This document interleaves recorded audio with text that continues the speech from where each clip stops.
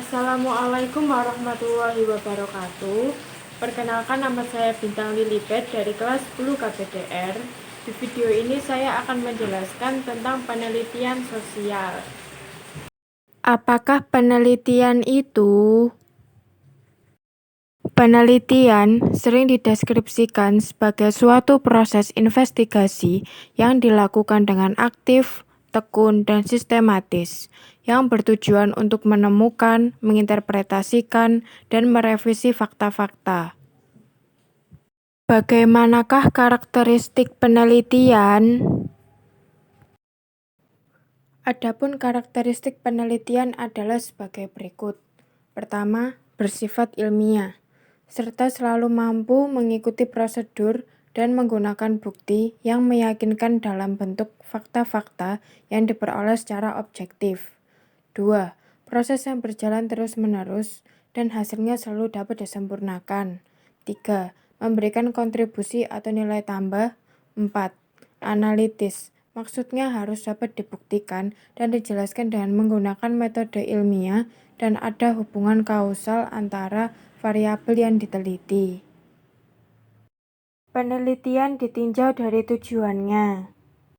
Penelitian ditinjau dari tujuan. Yang pertama, penelitian eksploratif.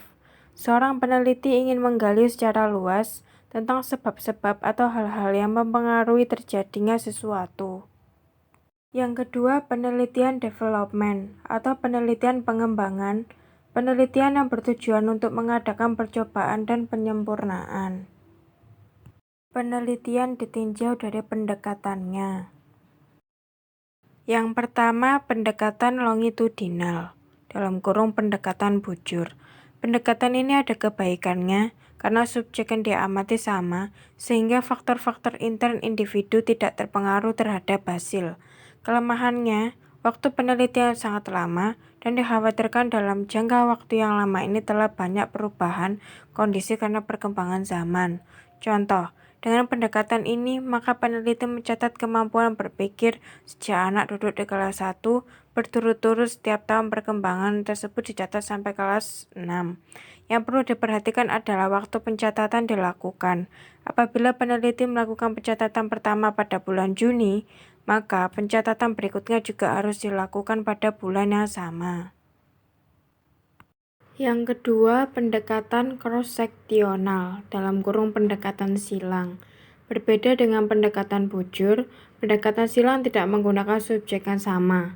Contoh, dalam waktu yang bersamaan, peneliti mengadakan pencatatan tentang perkembangan berpikir anak-anak SD secara serentak, yaitu kelas 1 sampai kelas 6. Satu hal yang menguntungkan adalah bahwa datanya dengan cepat dapat terkumpul. Penelitian ditinjau dari bidang ilmu. Yang pertama, penelitian sosial, secara khusus meneliti bidang sosial, ekonomi, pendidikan, hukum, dan sebagainya. Penelitian eksakta, secara khusus meneliti bidang eksakta, kimia, fisika, teknik, dan sebagainya. Yang ketiga, engineering. Penelitian ditinjau dari tempatnya.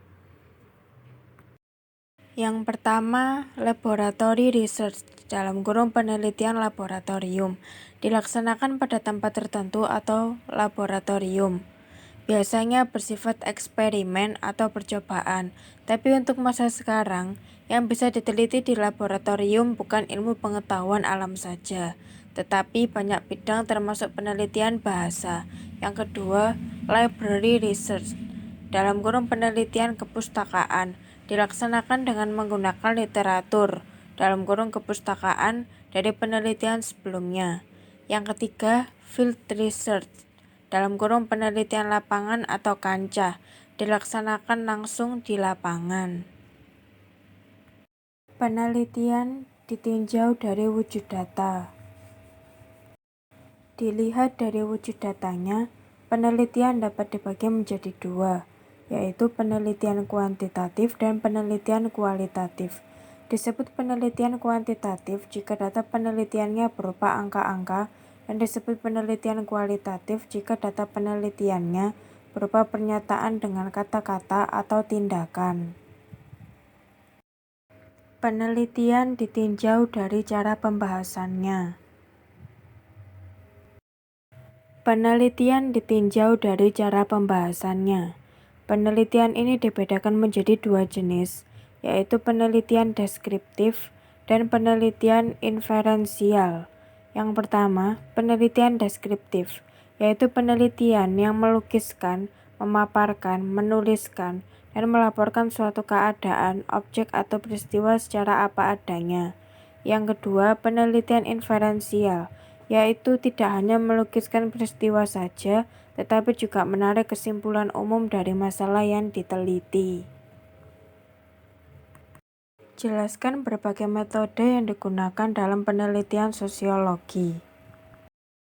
Pertama, metode kualitatif, yang dimana adalah metode yang melakukan penekanan terhadap pengumpulan dan juga penggunaan dari data deskriptif dan juga naratif. Kedua, metode historis, yang merupakan dilakukan dengan melakukan pengumpulan, pengolahan, dan melakukan analisis dari data terhadap masalah yang ada di masa lalu.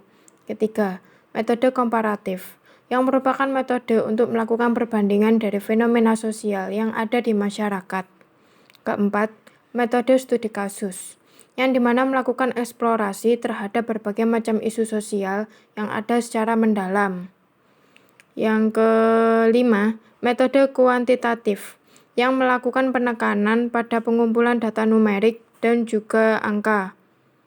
Yang keenam, metode statistik, yang dilakukan untuk melakukan pengolahan dan analisa fenomena sosial dengan menggunakan data statistik yang ada.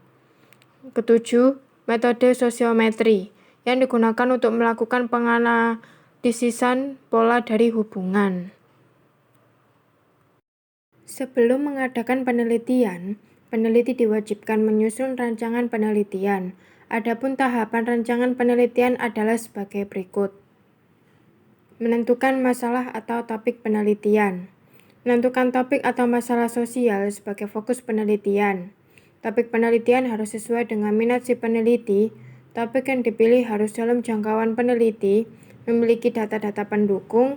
Topik memiliki kegunaan praktis, bermanfaat, dan penting untuk diteliti. Studi pendahuluan. Studi pendahuluan adalah studi yang dilakukan untuk memperoleh informasi tentang penelitian yang akan dilakukan. Studi pendahuluan dilakukan karena kelayakan penelitian berkenaan dengan prosedur penelitian dan hal lainnya yang masih belum jelas. Perumusan latar belakang masalah penelitian. Latar belakang masalah adalah segala informasi yang diperlukan untuk memahami perumusan masalah yang disusun oleh peneliti. Dengan kata lain, latar belakang masalah merupakan informasi yang diperlukan untuk mengerti permasalahan yang ada. Merumuskan hipotesis. Hipotesis merupakan jawaban sementara terhadap masalah penelitian. Hipotesis diturunkan dari kerangka pemikiran yang memuat teori-teori, dalil-dalil, hukum-hukum, dan penemuan-penemuan terdahulu yang harus diuji secara empirik. Pemilihan metode penelitian. Sampel penelitian. Sampel penelitian adalah bagian dari populasi yang didapatkan dengan menggunakan metode tertentu untuk kemudian dianggap menjadi wakil dari populasi yang menjadi fokus dalam metode penelitian sosial atau penelitian dalam statistika. Metode penelitian, interview atau wawancara. Wawancara adalah proses memperoleh keterangan untuk tujuan penelitian dengan cara tanya jawab sambil bertatap muka antara si penanya atau pewawancara dengan si penjawab atau responden dengan menggunakan alat yang dinamakan interview guide atau panduan wawancara. Observasi. Observasi adalah penelitian dengan melakukan pengamatan dan pencatatan dari berbagai proses biologis dan psikologis secara langsung maupun tidak langsung yang tampak dalam suatu gejala pada objek penelitian. Angket. Angket atau kuesioner merupakan instrumen penelitian yang berupa daftar pertanyaan untuk memperoleh keterangan dari sejumlah responden atau sumber yang diambil datanya melalui angket.